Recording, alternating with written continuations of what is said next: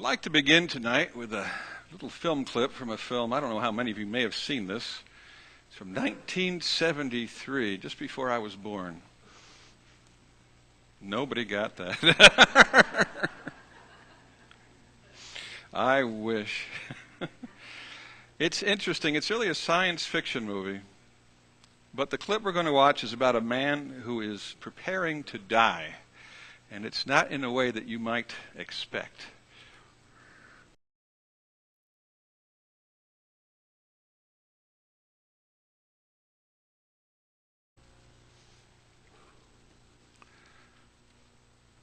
And then shortly after that, he dies.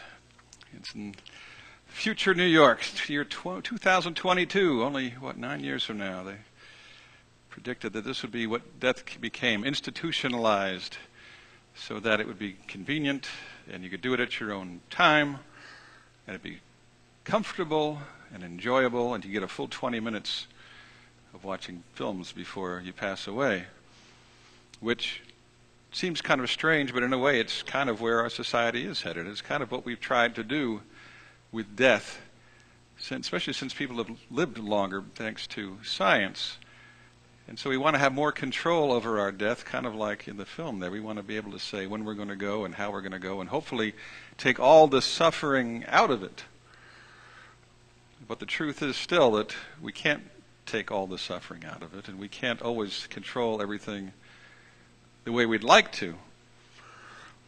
Tonight's study, as I worked on it, unfortunately, it grew and grew the longer I researched things, so I'm going to try to move as quickly as I can through it.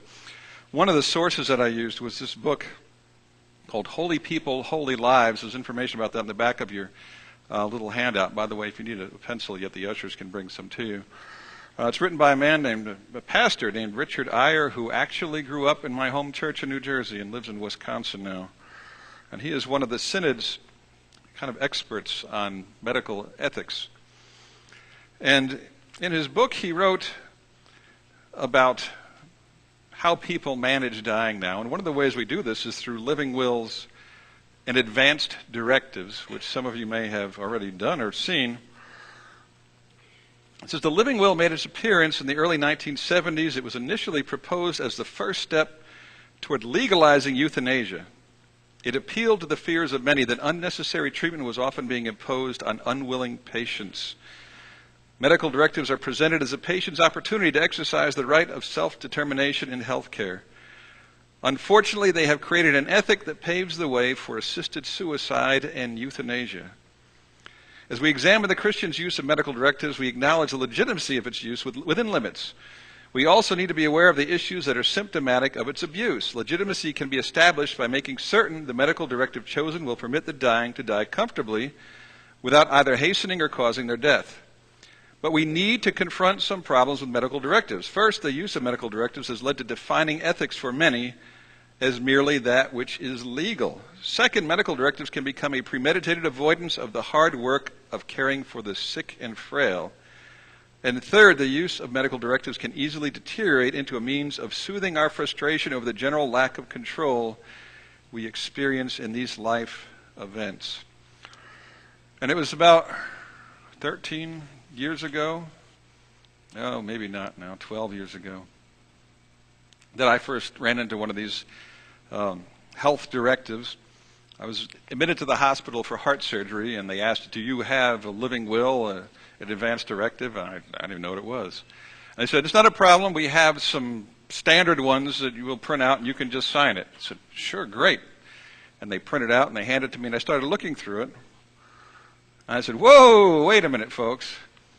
Because, first of all, there's not a one-size-fits-all with these. And secondly, it seemed like most of these are really written for like people who were really old and really sick, not for a guy in his 30s who had a family. As you went through, the first thing that they often have is a designation of a health care surrogate, where you assign one or two people who are going to speak for you if you can't speak for yourself. And the idea is to pick somebody who knows your mind pretty well and thinks like you do. And that takes a lot of the pressure off. One of the sections in here is a health care surrogate's obligation. My surrogate shall make decisions for me in accordance with this designation of health care surrogate. Any instructions I give in my living will and any other wishes to the extent known to my surrogate. To the extent my wishes are unknown, my surrogate shall make decisions for me in accordance with what my surrogate determines to be in my best interest. In determining my best interest, my surrogate shall consider my personal values to the extent known to the surrogate. And there's things that the surrogate can do and the things they shouldn't do while you're alive and even after you die. Like they can decide whether or not you're going to donate your organs or an autopsy should be done or how your remains should be disposed of. That's something you might want to take into account. And then you get into the actual living will itself, and this is where it gets kind of dicey. And there's 3 sections here, and this is one that I put together myself later on. If I have a terminal condition, I want the following. Or if I'm in a persistent vegetative state, I want the following. If I'm diagnosed to have an end-stage condition, I want the following. And the stock ones always say, don't give me any sustenance, no food or water. Don't give me any life-prolonging medical treatments. And I read this and said, oh man, I got little kids at home. And I changed it and said, no, do all the necessary things you can think of. That's just nuts. But the fact was the people in the hospital aren't really thinking. It's like it's just a thing they do. They got this. Here, sign it. They don't take anything into consideration regarding who you are personally or your situation in life or your faith or anything else. Which is why you have to be your own advocate in these things. You have to really think about what it is that's important to you in these things. In every case, I said make sure that I get food and water. Relief from pain. I said you can alleviate my pain all I want. One thing that I put in myself, I worded this. Personal values regarding end-of-life decisions. And this applies back to what we read before about the surrogate. No provision in this document or decisions made by any medical personnel or my designated healthcare surrogate on my behalf shall violate any of the accepted tenets of faith of the Lutheran Church Missouri Synod. And that's not going to come in a stock document. But this is a way of trying to ensure that my beliefs in Jesus Christ are held at the highest standard in what we do. There's a lot of issues we're going to come across here, a lot of important things. Some of these are going to be difficult to talk about. I know in the last few weeks you talked about some challenging topics, and I've had people come up to me later on and say, well, that can't be right. You know, and I said, well, I'm just a messenger. I'm just telling you what the Bible says. And the problem is, especially when it comes to end-of-life decisions, we have allowed the secular culture around us to kind of dictate to us how things should be. And we're so used to it, we assume that must be the way it is. And we don't really look to our faith like we should. And we start to think that, oh yeah, maybe they're right. We marginalize the church and our faith based on these other things. And it happens in a lot of areas, like marriage, where we just decide, oh, come on, the church is just, way in the past. We need to get with it now. And the same when it comes to end-of-life decisions. That is just somewhere way in the past. And it's just not true. God never changes, and his will for us never changes. And it makes it for a challenging time when we have to face things like this, because we have to pit what we know from God versus what other people are going to try to tell us. And the first issue we run into is always this phrase, quality of life.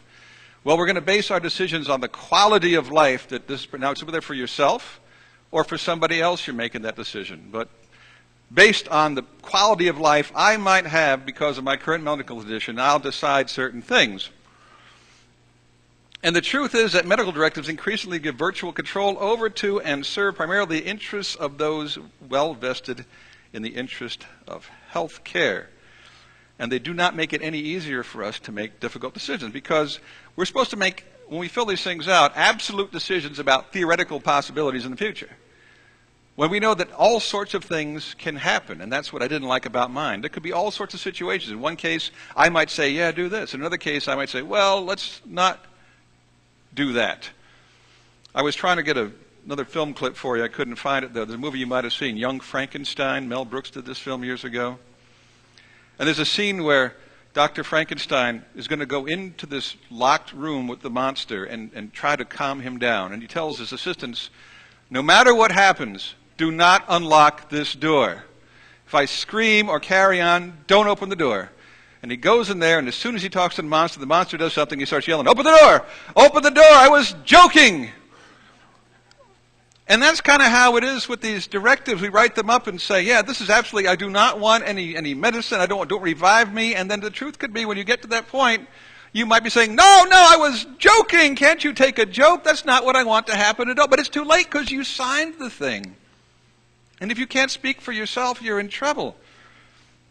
See, they tempt us to avoid making difficult decisions, especially for people who are responsible for them. We're like, gee, I don't know. Well, it says to do this, so we're done, and we're absolved of anything. And secondly, we're tempted to want too much control over how and when we die, just like in the film clip that we saw before. And that was, by the way, I don't know if anybody guessed who that actor was. Anybody know who that was? Yes, Edward G. Robinson. And in fact, it was his last film, and he died shortly after that. Interesting. But not in the way he did in the film. But, sometimes we are going to be trying to second-guess things, either for ourselves or someone else. And sometimes, God just isn't ready to bring us home. Sometimes he's ready to do another healing. Sometimes he's ready to do another miracle. I think about a good friend of ours here, Lily Franklin, who last time she was in the hospital, I said, there's a cat out there who wants some of his 9 lives back. Because she has bounced back at least 3 times since I've been here when we didn't think it was going to happen. And it is. It's all the way God has in mind his plan for you. Romans chapter 14 says, for none of us lives for ourselves alone, and none of us dies for ourselves alone. If we live for the Lord. And if we die for the Lord. So whether we live or die, we belong to the Lord. For this very reason, Christ died and returned to life, so that he might be the Lord of both the dead and the living.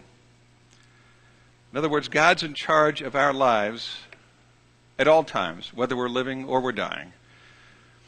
And so in your notes, the first item there is submit yourself to God's will in all plans and decisions that you make. That's the bottom line. Because we always think, what kind of decision should I make, either while planning or maybe for somebody else at spur of the moment? And it always comes down to the same thing. What is God's will? How can I determine God's will in this situation? How do I allow him to be my Lord? How do I allow him to be in charge of me? How do I submit to him? Talked about that Sunday, didn't we? One of the things that we talk about is withholding treatment or removing treatment or withholding nutrition. And in Pastor Ayer's book, he says, no one is required to receive treatment that is futile or which the patient considers burdensome. And this is putting it on the patient. That's the main thing. How does the patient feel about it? If it's futile, if you're going to be going through treatments that aren't going to make a difference, or the patient says, I just can't go through that anymore, then that's fine. Now, for some of us, it's difficult to see someone we love say, I don't want to go through that. And there's been many fights or disappointment or anger in families because you believe that they should go through all these treatments. And they say, you know what, I've been through it already, I can't do it anymore. That is their call, and it is also something for them to take up with God. It is not necessarily suicide to say, I just can't do this anymore. I'm exhausted. The treatments are hurting me more than the illnesses, and we've seen that before. And we worry about quality of life. Sometimes the truth is, and I tend to agree with this, I'd rather have 3 months where I feel pretty good than 9 months where I feel like garbage, right? But that's my personal choice, and for me to discuss with my spouse, perhaps, or however else. But as no one is required to get treatment. You can't force it on somebody to say, oh, you got to do it. We can't do that.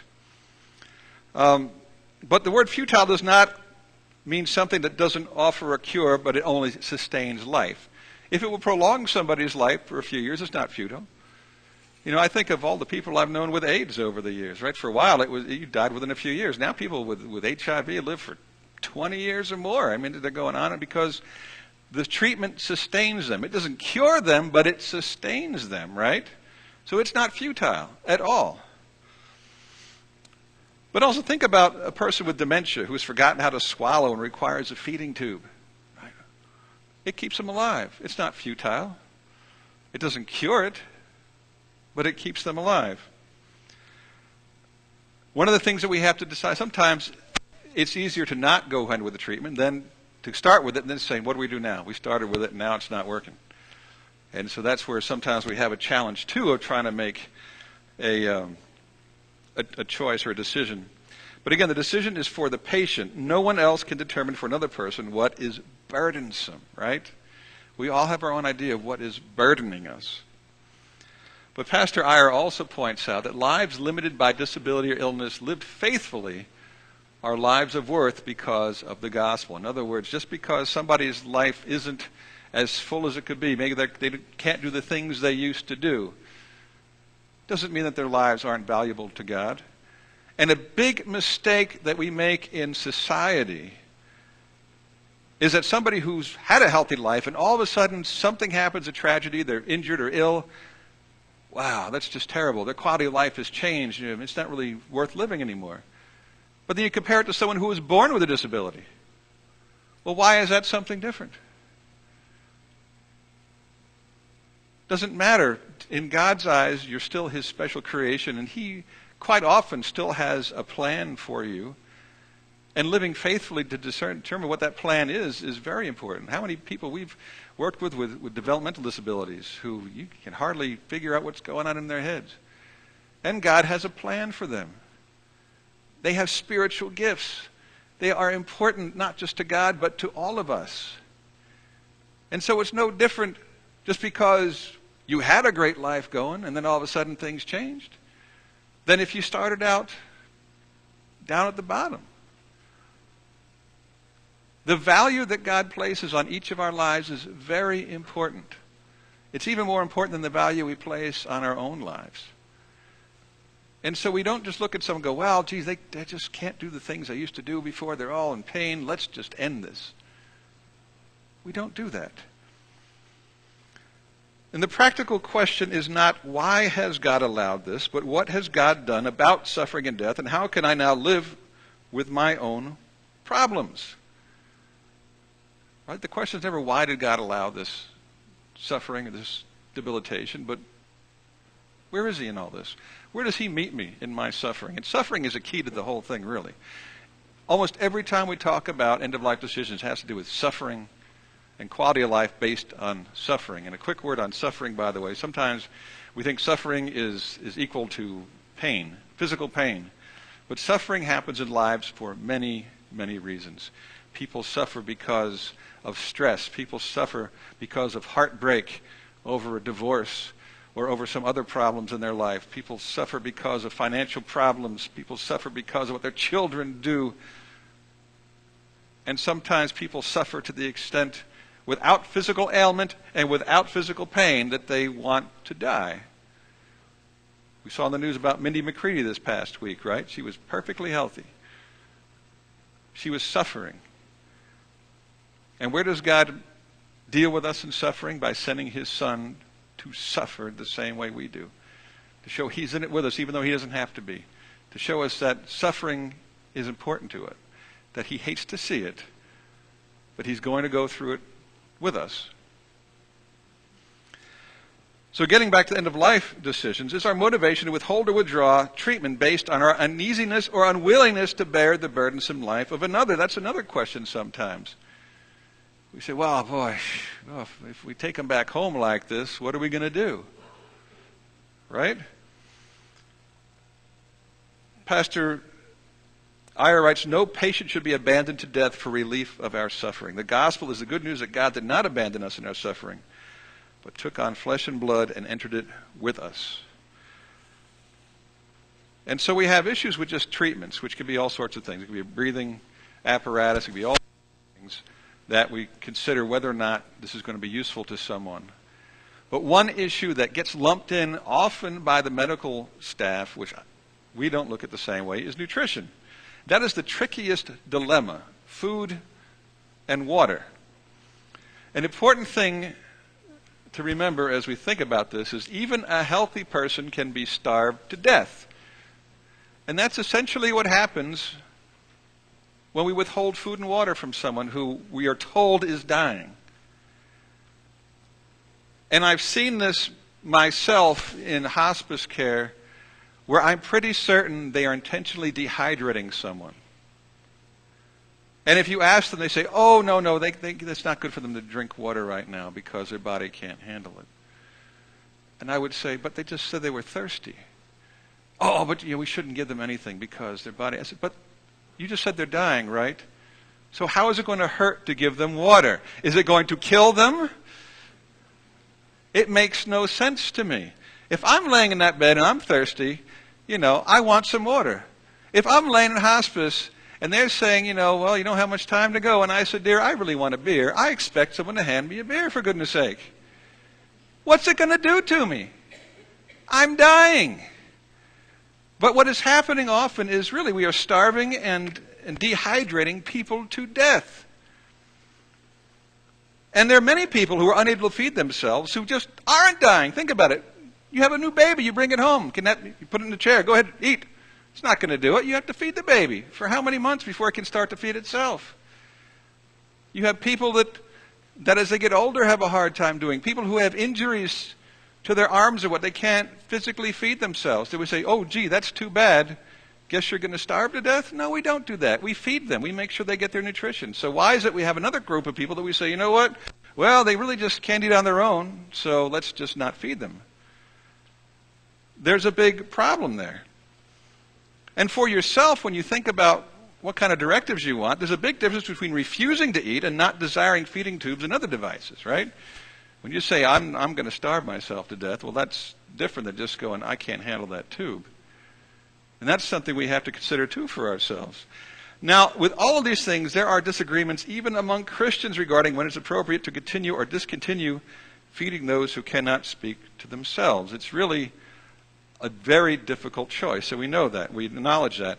There's a Christian theologian who wrote, his name is Gilbert Mylander. He said, much of the time, when we cease to provide nourishment for the permanently unconscious but biologically tenacious patient, we will not be stopping treatment aimed at disease. We will simply be withholding the nourishment that sustains all human beings, whether healthy or ill. And the only result of our action can be death. At what other than that death could we be aiming?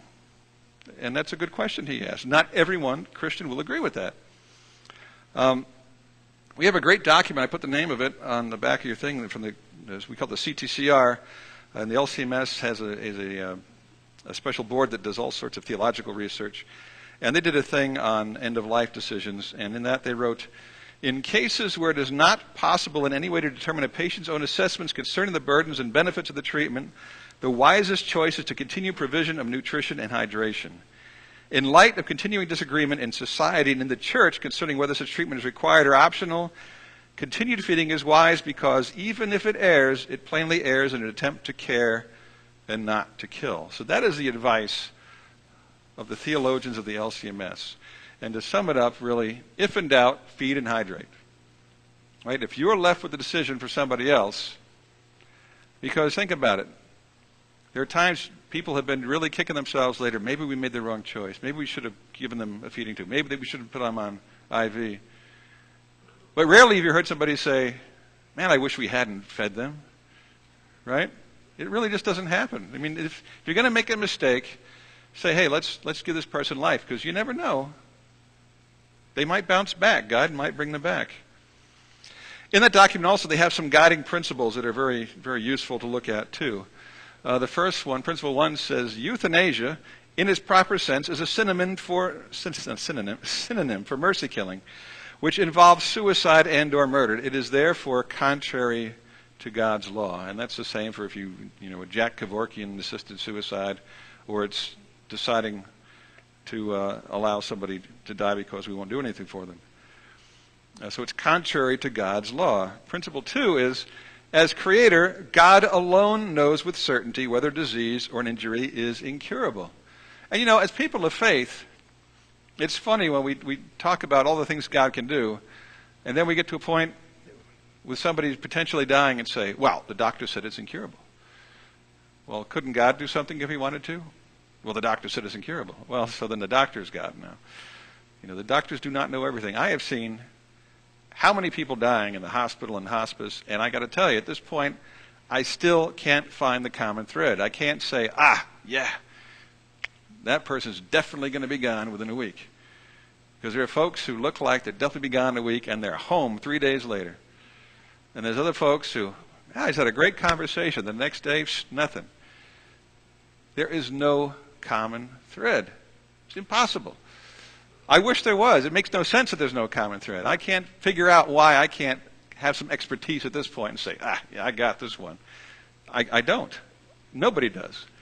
Principle 3, when God had given powers of the body to sustain its own life can no longer function, and doctors in their professional judgment conclude that there is no real hope for recovery even with life support instruments, a Christian may in good conscience let nature take its course, which I think is actually a stupid phrase that they put in there for theologians. I think they should just say, let God's will be done. Wouldn't that make more sense? But this is what the document reads. In other words, it's okay to allow someone to pass on naturally. I think about 100 years ago, we didn't have all this equipment. What would have happened to so-and-so? Well, they would have just stopped breathing. Well, okay, if their body's not going to breathe on its own, and there's no way to make it breathe, then it's okay. There's no sense forcing a body to do things. One of the things I worried about years ago, I had a congenital heart problem myself, so I was always interested in technology. And one thing that always concerned me was the mechanical heart. Because I thought if they ever perfected it and they put it in my body, how would my body know when it's supposed to die? Because the heart would keep going. Very difficult situation there. It's kind of scary in a way that the body, well, his heart's still beating. Well, how do we determine then? Because now somebody has to make a decision, right? Makes it very difficult. But, if we knew that the body's going to die for a certain reason, then it's okay to let that happen. On the other hand, if it's just a heart transplant that could cure it, and you can get one, then why not do it?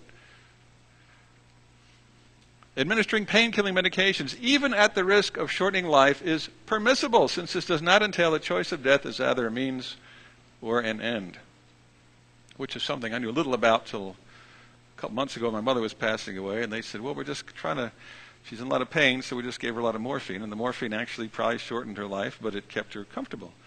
And there was nothing else that was going to save her at that point. So that was a completely new thing. I'd never heard of that before. But now, as we think about suffering and seeing somebody suffering and the quality of life going down, we think about, how can I just help them with this? And the one thing is, if they just died, then they'd be okay. It'd be all over, right? And Pastor Iyer points out that death is not a friend. It is a conquered enemy.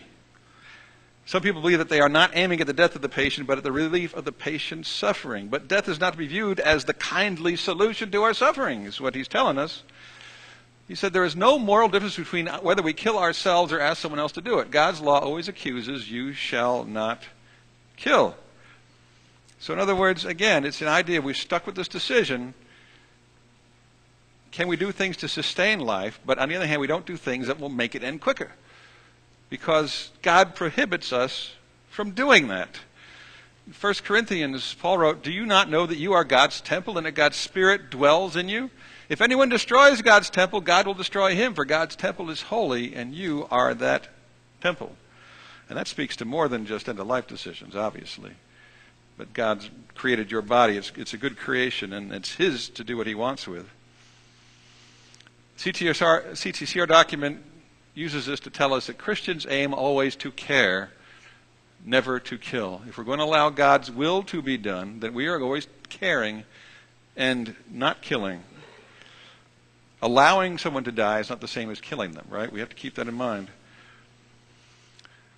1 Corinthians also says, or do you not know that your body is a temple of the Holy Spirit within you, whom you have from God? You are not your own, for you were bought with a price. So glorify God in your body. And that's an important gospel message right there. We were bought with a price. Christ gave His body for us. So our soul belongs to God, our body belongs to God. And we should glorify Him in whatever we do with that body. If we believe, as God's story tells, that it is wrong to kill the weak and helpless, then no argument for the relief of suffering, however well motivated by compassion, can make it right. And that's also Pastor Iyer, who adds that language is often used carelessly, and such is the case when people say that suffering people ought to be allowed to die. The problem is often that such suffering people are not dying. It is not a matter of allowing, but causing death. Again, we see that distinction. Are we just allowing nature to take its course, as we said before, or are we causing it, trying to speed it up because we think that's the best solution? But again, it's kind of taking it out of, it's not kind of, it is, it's taking it out of God's hands. He writes also, in reality, no one can keep a dying person from dying. But it is possible to neglect a suffering person long enough so that he dies. If a person is irretrievably dying, it is surely good care simply to be present with that person and in compassion keep him comfortable. It is also good care not to use death as a solution for his suffering. In providing care and not killing, we do what God does for us each day. That's an interesting way of looking at it, isn't it? By just caring, we do what God does for us each day. One of the problems that we have, too, in our own dying and of others around us that we love is a feeling of helplessness, and that's where we get frustrated, too. We can't do anything for ourselves. We can't do anything for the person dying, really. We don't know what to do. And so what we do, we're tempted to wrest control of our lives from God, not trusting his judgment and thinking that we can do a better job. And we've seen this throughout the Bible. Adam and Eve, right? We can do a better job with our own lives. Let's eat the apple. We can be like him and make our own decisions. That didn't go very well. Sarah and Hagar. God promised to give Sarah and Abraham a child. And they waited a while. It didn't happen. And Sarah said, I got a solution. You can have a child with my servant Hagar, who became Ishmael, who became, as legend has it, the father of Islam. Because we thought we could take matters in our own hands and fix things. We always mess things up when we try to outthink God. Another thing that's cited as a reason that we want our lives to end is a loss of independence, right?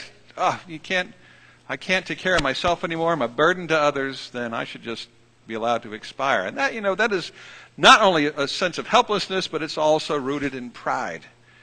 And I got to tell you, I see a lot of that down here in Florida. I see so many stubborn folks who used to be able to do all kinds of things, and they can't take care of themselves anymore, and so they go, well, I'm not going to be a burden to this person or that person, and I want, and make all these declarations of this is what I'm going to do. And you can't be doing that. In fact, God really chooses times in our lives for us to be helpless because we're all intertwined. We need each other. We need him. And times of helplessness brings us to another part of our life where we relate to God and other people differently. There are times that we're the caregivers. And it's really a lot of work sometimes. Sometimes it's too much work. But you know what? Everyone who's gone through that has experienced something in their lives that lets them see God and life differently.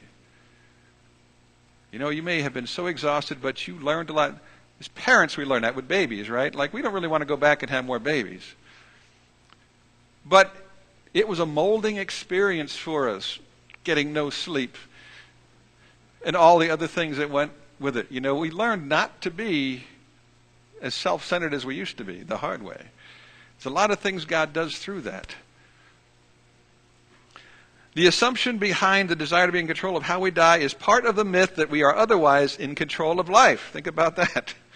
The reality is that we have very little control over life at any time. Think of the countless aspects of life over which we have little or no control. Our birth, parents and relatives, environment, our inherited mental and physical abilities, health and accidents, wars, the economy, opportunities or lack thereof for employment or advancement. Often the best we can do is make the most of our circumstances. And this is Pastor Iyer pointing that out again. And it's true. We have so many things in life we don't have any control over. And we deal with it. So why, when we get toward our death, we go, well, I'm going to control it this way. We're going to do it this way. I don't want this to happen. I want that to happen. Man, I wish my whole life was like that. But life isn't like that.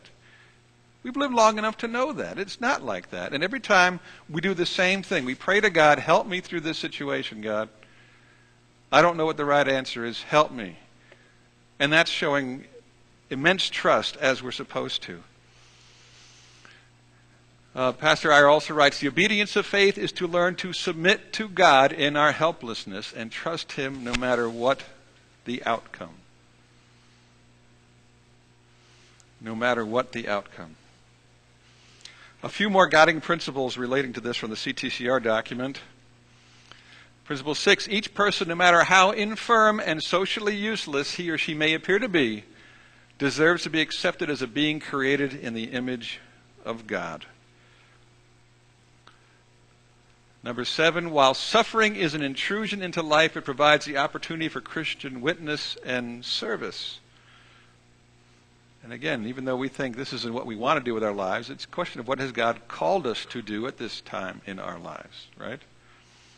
Principle 8, often the time prior to death is so wrapped in mystery that no one ought forcibly to interrupt the movement of a man's spirit, as it may be communicating through God's Spirit with his Creator and Redeemer by way of responding in trust and inner yearning. And this is, at the time of as we're getting close to death, we're going through a lot of things, and it's not for us to get in the middle of it, they're saying. And along with that, principle 9, death is not merely a physical, but a crucial spiritual event for each person. And that's important to remember. It's not just the body's dying, okay, but the spirit is also going through all sorts of things at that time, right? And eventually it's a joyous thing that it goes through.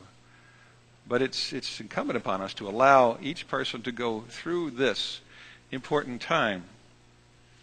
The last thing we hear also that comes into play a lot when people talk about decisions at the end of life is, and I've heard this recently, dying with dignity. I want to die with dignity, or I want so-and-so to be able to die with dignity, which is a real interesting concept, really, because at least half the time people don't have a choice, right? They just suddenly die, and there was no real option as to whether it was dignified or not. I think of my dad's uncle who died at the age of, I think it was 86. He lived in an apartment in the Bronx. He died on the toilet. And my aunt and brother found him the next day. I don't think you can get too much less dignified than that. I mean, that's about as humbling as it comes. And it's kind of an extreme, but it is the fact for most of us. Death is not a dignified act. And let's think again about what the root cause of death is, right? What is it? It's sin. It is sin. It is intentionally breaking our relationship with God, being not in communion with Him, breaking His laws, disregarding Him. And it said the wages of that sin is what? Death. We've earned the death. Have we earned a dignified death by sinning? Death is not supposed to be dignified because it's directly related to our sin. And for us to have the audacity to think we should be dignified in death is kind of ridiculous, really. Especially when you consider the gospel that we read earlier today. Mark chapter 15. The 9th hour, Jesus cried out with a loud voice, Eloi, Eloi, lema sabachthani, which means, my God, why have you forsaken me? And some of the bystanders hearing it said, behold, he is calling Elijah. And someone ran and filled a sponge with sour wine and put on a reed and gave it to him to drink, saying, wait, let us see whether Elijah will come down and take him down. And Jesus uttered a loud cry and breathed his last. Did Jesus die with dignity? And he wasn't even supposed to die. The Son of God, the perfect man. And he was humiliated. He was mocked. He felt that God had forsaken him and abandoned him. How many times have you seen people die and they feel like, I'm alone? It seems very lonely when you're dying. He was thirsty, and they gave him some horrible stuff to drink that wasn't going to quench his thirst. He was humiliated for us. And who are we to go back to God and say, well, that's nice, but I want to die dignified, It's not part of reality, quite honestly. It really isn't. Death is humiliating because it's rooted in sin. So we have a lot of decisions to make that are very, very difficult for ourselves and for others. And we've come to the conclusion that the most important thing for us to do is to always make sure that we honor God, knowing that we belong to Him and that our lives are very important to Him, no matter what state we're in. But what happens if later we believe that we made the wrong decision? Some people live in regret. Why didn't I do this, or why did I do that? Well, this is a good saying from the CTCR document, Christian Care at Life Center. It says, this technology overwhelms all of us at times. Even the most sophisticated physician or ethicist has difficulty judging when it's time to use it. People don't die all at once anymore. They die in pieces. And you're never sure which piece to stop at. And if you've dealt with anybody dying in a hospital or hospital, you know this is absolutely the truth. Where do we go? Which is the best choice to make at this point? And is there always a right and a wrong decision? No. There isn't always a clear right and wrong. And if later on we think we made the wrong decision, look at this, Principle 10. Any decisions made in this highly complex area and any actions taken that may later appear to have been wrong have been redeemed by that forgiveness which is available to all who put their trust in the work and merits of mankind's Savior and Redeemer, Jesus Christ. It's okay because Christ's blood covers it all, and our loved one is still with them, with Jesus in heaven, provided they had faith in Jesus Christ. And you won't even have to ask forgiveness or apologize. Gee, I'm sorry, I should have done that last treatment for you when you're in the bed. Because our friends and loved ones who have passed on really, I guarantee, don't really care. They've already met the Lord, and it's all good. It's a difficult, complicated process, and it's not easy, and it's not something that's fun to talk about, and I'm sure most of you have still questions and doubts, and maybe some doctor will tell you something otherwise. But we have something that nobody else does. We have a Savior that died for us and has redeemed us all with his blood, and is looking forward not just to bring us to heaven, but to bring us physically back to life in bodies that will not decompose and fall apart anymore. It's in his precious name that we all say, Amen.